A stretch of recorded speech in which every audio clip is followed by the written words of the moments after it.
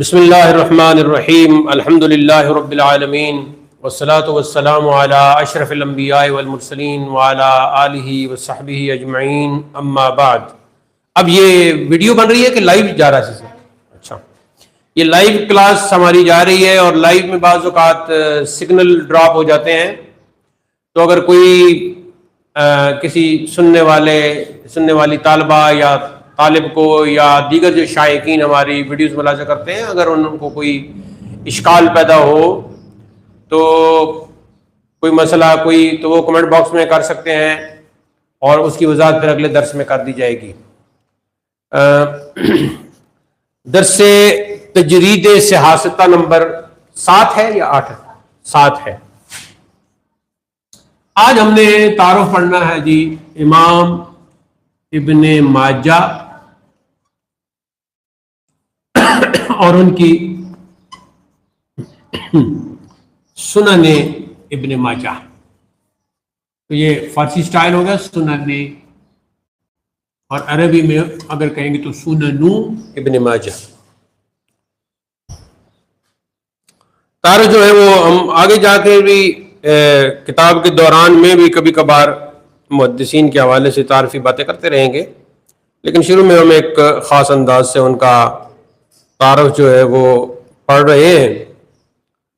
تو یہ تو ایسی ہستیاں ہیں کہ اگر روزانہ ہی بندہ ان کے حالات پڑھتا رہے، ان کے بارے میں لکھی ہوئی باتیں پڑھتا رہے یا سنتا رہے، تو یہ تو منفرد ہستیاں ہیں اور کئی 100 سال گزر گئے، لوگ ان کی کتابیں بھی پڑھ رہے ہیں، ان کا ذکر بھی کر رہے ہیں۔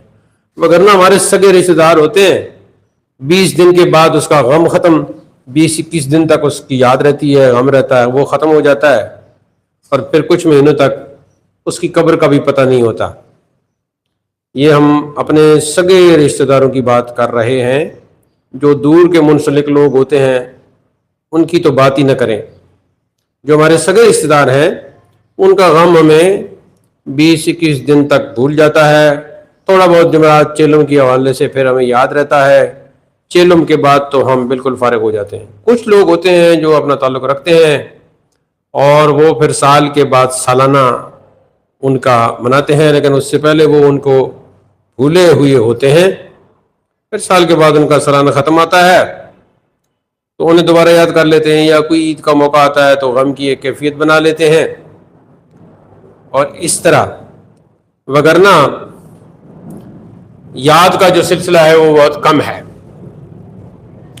تو سب سے پہلے وہی نام اور ولادت۔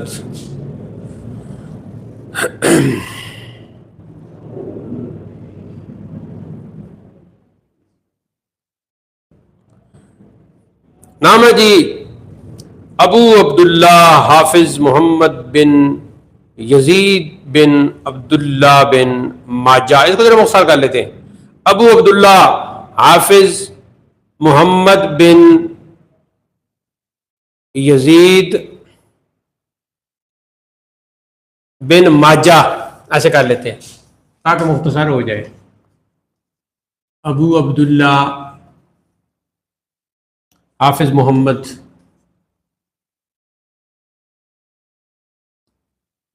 بن یزید۔ آپ نے کیا نام بتایا؟ آپ جو ہے وہ عالمیہ سال اول میں، اچھا عالیہ سال 2 میں، تو پیچھے کافی۔ ابو عبداللہ حافظ محمد بن یزید بن ماجہ قزوینی۔ ایک اور قزوینی بھی ہے، بلاغت کے حوالے سے جان نہیں چھوٹتی ان سے۔ اور مختصر کیا ہے؟ امام ابن ماجہ قزوینی، یہ مختصر ہو گیا۔ اس سے بھی مختصر کیا ہے؟ امام ابن ماجہ۔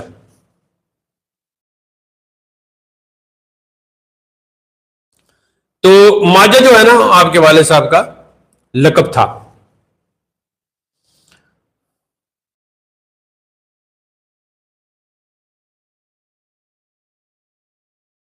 علامہ نووی نے اور علامہ مجد الدین فیروز آبادی نے ان اور کچھ اور لوگوں نے یہ وضاحت کی ہے کہ ماجہ جو ہے وہ آپ کے والد کا لقب تھا۔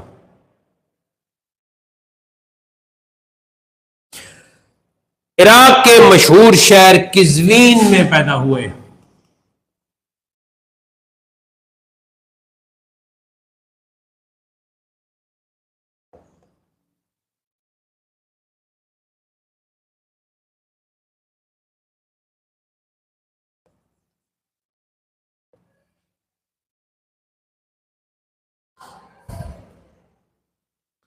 آج کل یہ ایران میں غالباً آ جاتا ہے قزوین، نئی جو ہے تقسیم ہے اس میں، کیونکہ یہ ایران جو ہے نا یہ ایک بعد میں کافی بنا ہے، تو اس سارے علاقے کو پہلے عراق ہی کہتے تھے، اس کی دو قسمیں کر دیتے تھے، عراق کے عرب جہاں عربی بولی جاتی تھی، اور ادھر جہاں فارسی بولی جاتی تھی اسے کہتے تھے عراق عجم۔ تو جہاں فارسی بولی جاتی تھی وہ اس کو عراق عجم کہہ دیتے تھے، اور جہاں عربی بولی وہاں اس کو عراق عرب کہتے تھے۔ تو یہ بعد میں پھر ایک خاص علاقہ جو ہے وہ ایران بن گیا۔ تو اس لیے اگر یہ لکھا ہو کہ عراق کے مشہور شہر قزوین میں پیدا ہوئے تو وہ پہلی مناسبت سے، اور اب اگر جو باؤنڈری بنی ہے اس میں اگر قزوین ایران میں آتا ہے، میری تحقیق نہیں ہے لیکن غالباً اب جو ہے وہ ایران میں آ جاتا ہے۔ تو جب میں گیا تھا تو اس وقت مجھے کچھ اندازہ نہیں کہ قزوین کہیں کوئی ہم قزوین شہر سے گزرے ہیں یا نہیں۔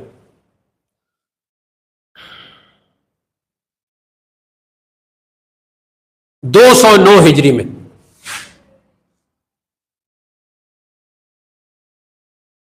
سال ولادت 209 ہجری ہے۔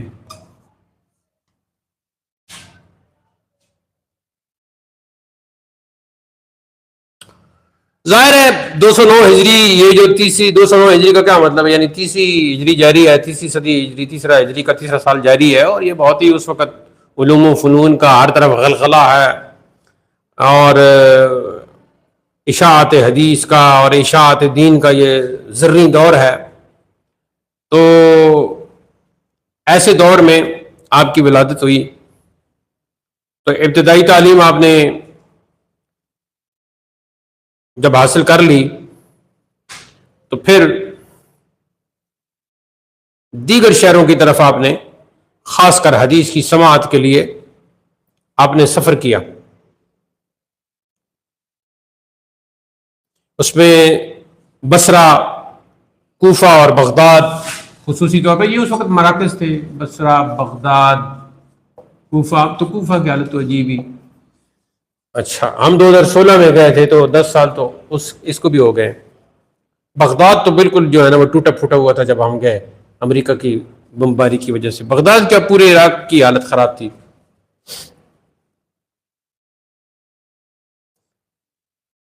اور ہمیں غوث پاک کے دربار پر حاضری کا جو ٹائم تھا ہمارا وہ بھی کافی کم تھا۔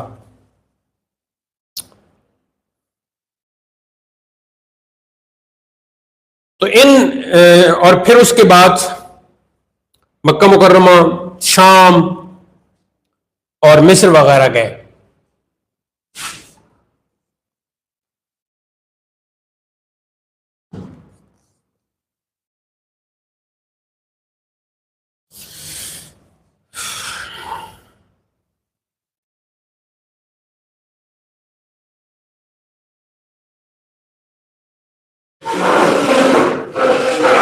بیٹھنے سے تو بات نہیں بنے گی، پھر چلے کوئی نہیں، تھوڑا سا ہی ٹائم ہے۔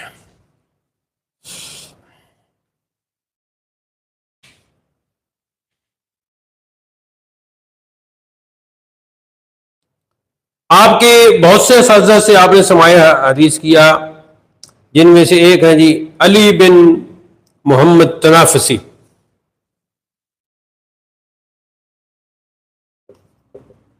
علی بن محمد تنافسی۔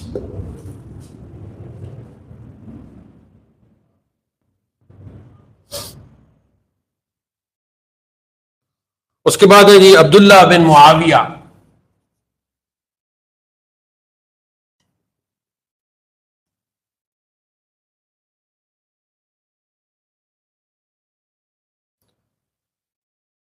मुसअब बिन अब्दुल्ला जुबैरी,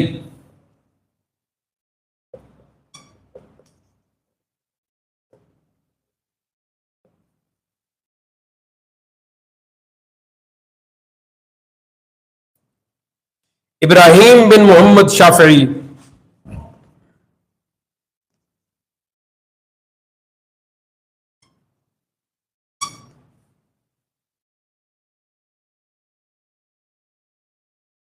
अबू बकर बिन अबू शैबा, ये खुद बहुत बड़े मुहद्दिस हैं,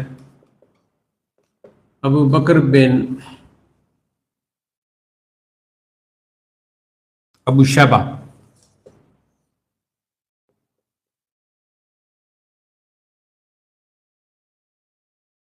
वगैरह।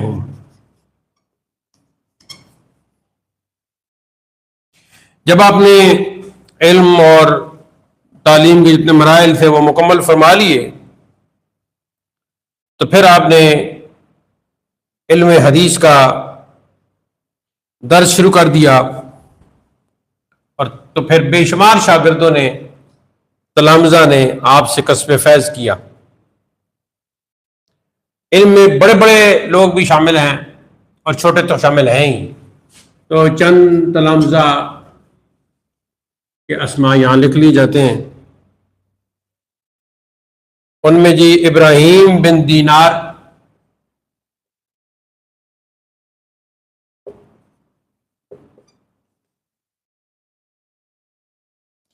अहमद बिन इब्राहिम किज़वीनी,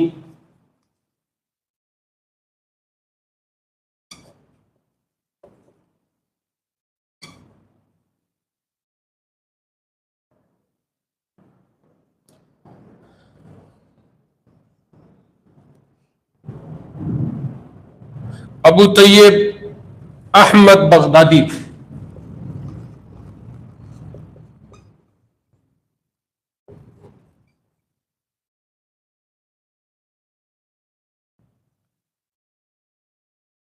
इसहाक इब्ने मोहम्मद किज़वीनी,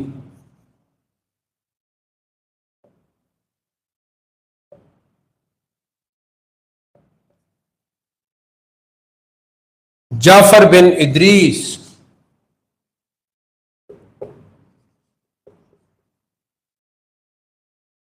वगैरह।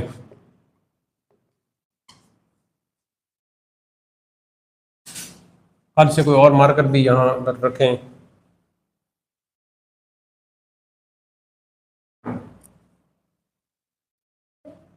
नहीं, अभी तो मेरे ख्याल में चल जाएगा ये।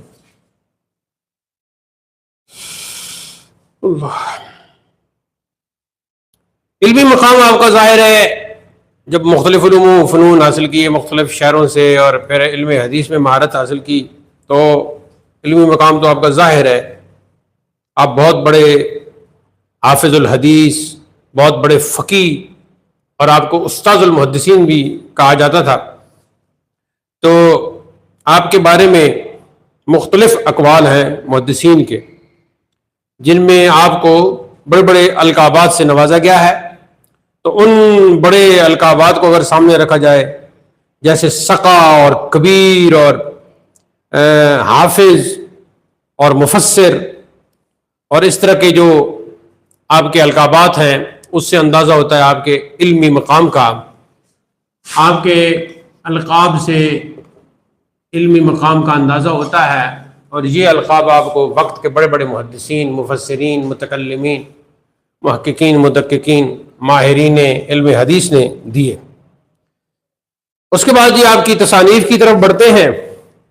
तो तसानीफ में आपकी जो सबसे मशहूर है वो यही है सुनन इब्न माजा, ये सबसे मशहूर है। और इसके अलावा एक है तफसीर इब्न माजा, जो आपने कुरान पाक की तफसीर लिखी। और एक और किताब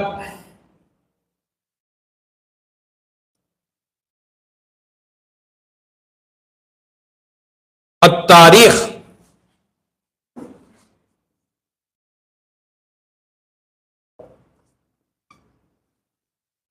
تاریخ میں صحابہ کرام سے لے کر اپنے عہد تک، اپنے زمانے تک انہوں نے اس میں تاریخ لکھی، اور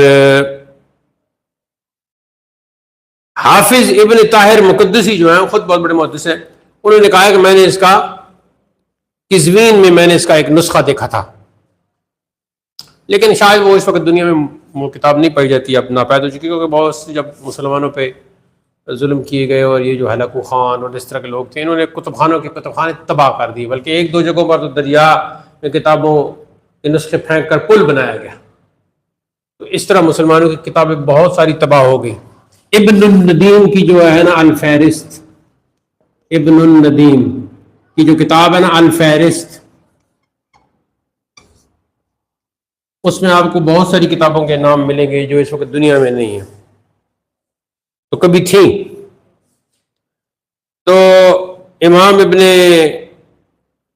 ماجہ کی یہ جو تفسیر ہے، اس کا بھی کوئی شاید کہیں کوئی نسخہ ہو، تو اس وقت دنیا میں موجود جو ان کی کتاب ہے وہ یہ ایک ہی ہے، سنن ابن ماجہ۔ تو اب ہم سنن ابن ماجہ کی طرف چلتے ہیں۔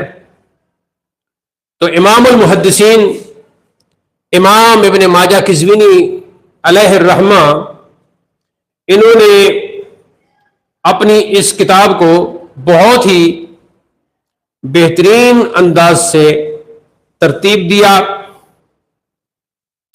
خود اپنی کتاب کے بارے میں فرماتے ہیں، اچھا اس میں آپ نے جو میرے نزدیک جو سب سے بڑی خصوصیت ہے وہ اختصار ہے، مختصر رکھا ہے اس کو، باقی کی طرف پھیلایا نہیں، تو کوئی تکرار نہیں کیا حدیث کا، تو اس اعتبار سے بہت ہی اختصار اور تکرار نہ ہونے کی وجہ، اختصار اور عدم تکرار، یہ دو خوبیاں ہیں اس کی بہت بڑی۔ تو فرماتے ہیں کہ جب میں نے اپنی یہ کتاب سنن حافظ ابو زرع پر پیش کی، یہ بہت بڑے محدث تھے، حافظ الحدیث تھے، تو آپ نے فرمایا اگر یہ کتاب لوگوں تک پہنچی تو دیگر کتب جوامع یا ان میں سے اکثر کی ضرورت نہ رہے گی۔ یہاں تک انہوں نے اس کی تعریف کی، اور پہنچی تو ہے جب سے یہ لکھی گئی، اور آج 2026 29 اپریل سنن ابن ماجہ کی ہم باتیں کر رہے ہیں۔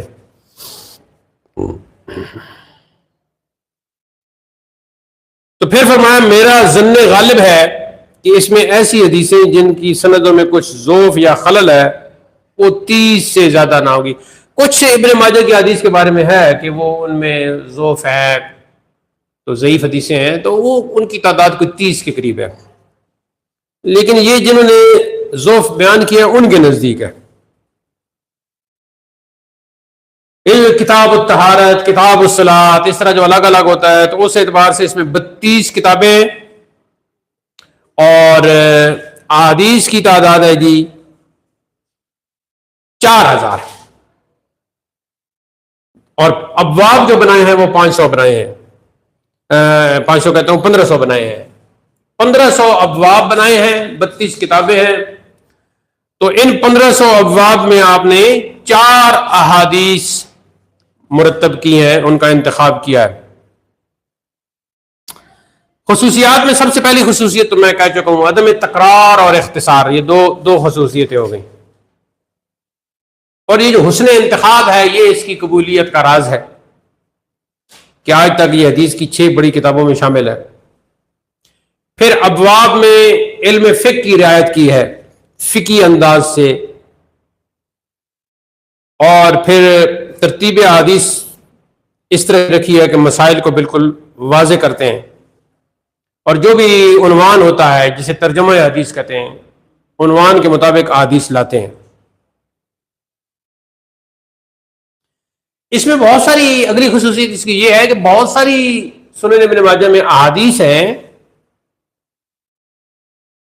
جو دوسری کتب صحاح میں موجود نہیں ہیں، یعنی دوسری 5 کتابوں میں موجود نہیں ہیں وہ۔ تو یہ تو ایک ایسی خصوصیت ہے نا کہ بالکل ہی الگ کر رہی ہے ان دوسری کتابوں سے۔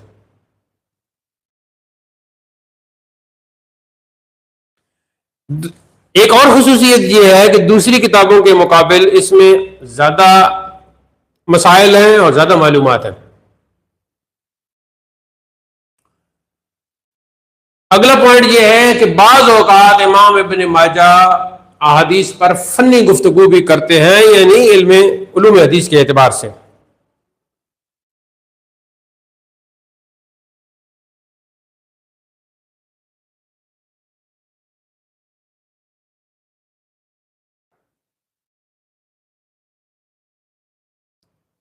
پانچویں صدی کے آخر تک جو ہے نا، وہ 5 کتابیں چلی آ رہی تھیں صحاح کی، تو پھر اس کے بعد یہ سنن ابن ماجہ کا ان میں شمار کیا گیا تو پھر 6 ہو گئی۔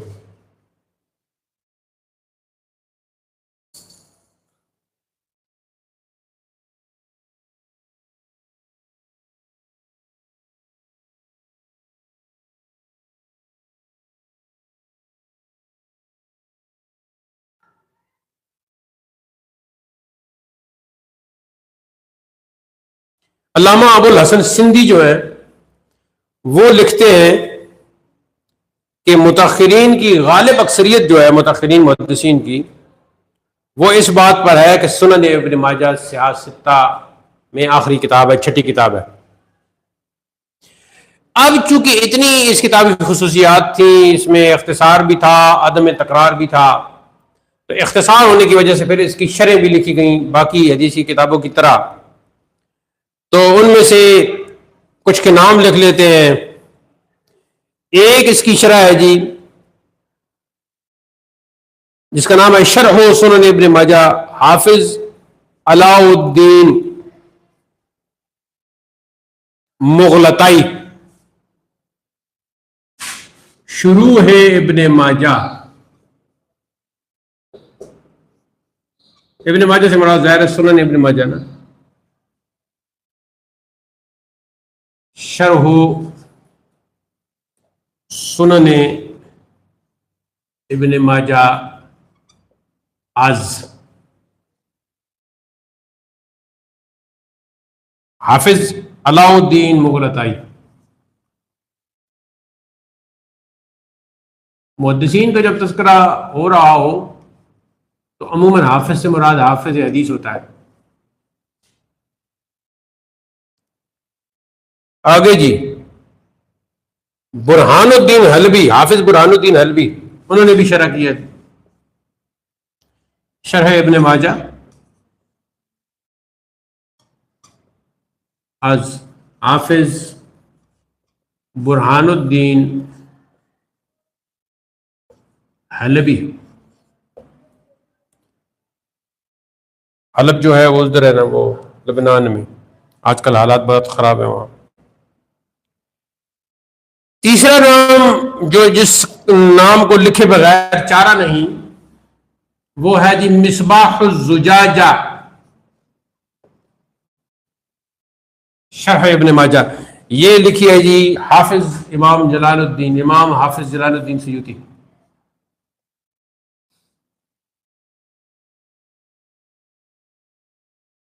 ان کی کتابوں کی تعداد بہت زیادہ ہے، عموماً 500 بتائی جاتی ہے۔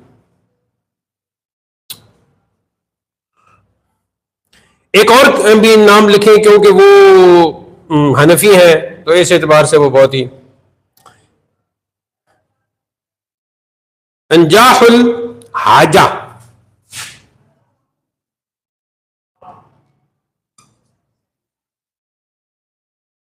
شرح اس کے ہیں جی عبد الغنی بن ابی سعید حنفی۔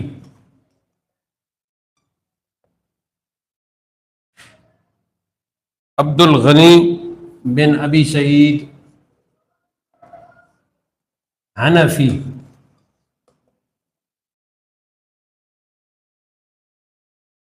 کچھ اور بھی ہیں،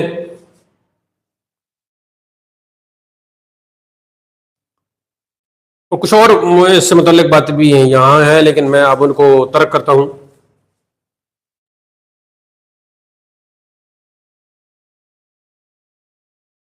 ہو سکتا ہے تحریری شکل میں جب میں لکھوں تو وہ پھر میں لکھ دوں گا ان میں سے جو ضروری چیزیں یا کوئی امتحان کے حوالے سے ہوئی۔ اب آتے جی ان کا وصال اور وفات۔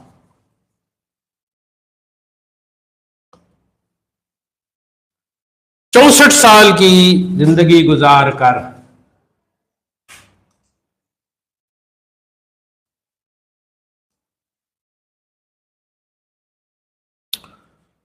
22 رمضان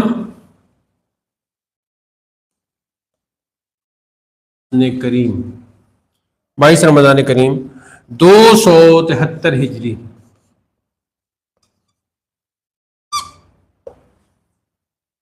پیر کے دن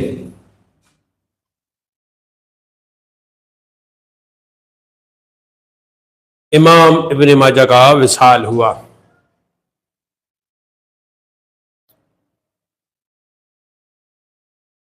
یہ حوالہ ہے کتاب تہذیب الکمال کا۔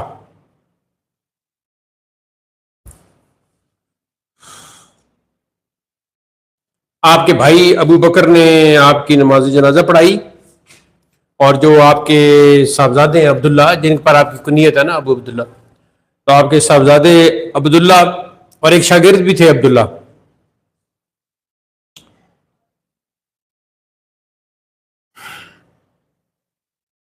آپ کے صاحبزادے عبداللہ اور آپ کے شاگرد، ان کا نام بھی عبداللہ، ان دونوں نے آپ کو قبر میں اتارا۔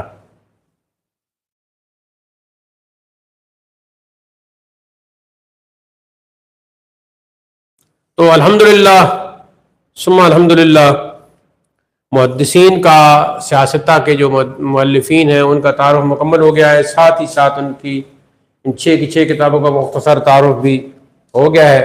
کچھ اور متعلقات ہیں جو میں نے لکھے ہیں، لیکن اب ان کو ہم اگلے کسی موقع کے لیے ملتوی کرتے ہیں۔